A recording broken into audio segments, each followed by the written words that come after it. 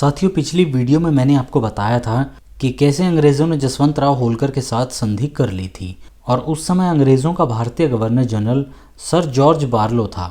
साथियों, sir George बारलो के शासनकाल की केवल दो और घटनाएं उल्लेख करने योग्य हैं। एक राजपूताने की देसी रियासतों की और उसकी नीति, और दूसरा वेल्लोर का गदर। और इस वीडियो में मैं आपको बारलो की भेद नीति के बारे में बताऊंगा और आने वाली अगली वीडियो में वेल्लोर के गदर के बारे में बताऊंगा, जो जुलाई सन 1806 में हुआ था। साथियों, राजपूताने के राजाओं ने मराठों के विरुद्ध अंग्रेज़ों को सहायता दी थी।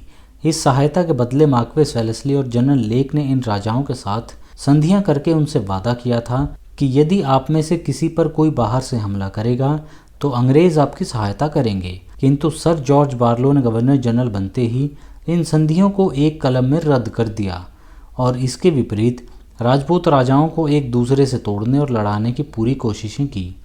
इस तोड़फोड़ के विस्तार में पढ़ने के स्थान पर मैं केवल बारलो की इस कुत्सित नीति का सार रूप दो प्रामाणिक अंग्रेज लेखकों के शब्दों में आपको बताना चाहता हूँ। सर जॉन मैल्कम ने लिखा है कि सर जॉर्ज बारलो की नीति खुले तौर पर अपने पड़ोसियों से आपसी झगड़ों और उनकी लड़ाइयों को अपनी सलामती का एक खास साधन समझती है, और यदि यह नीति इन आपसी लड़ाइयों को साफ भड़काती नहीं तो कम से कम अलग अलग रियासतों के साथ अपने राजनीतिक संबंध को इस तरह का रूप देती हैं जिससे उनमें किसी तरह की आपसी लड़ाइयाँ पैदा हों और जारी रहें।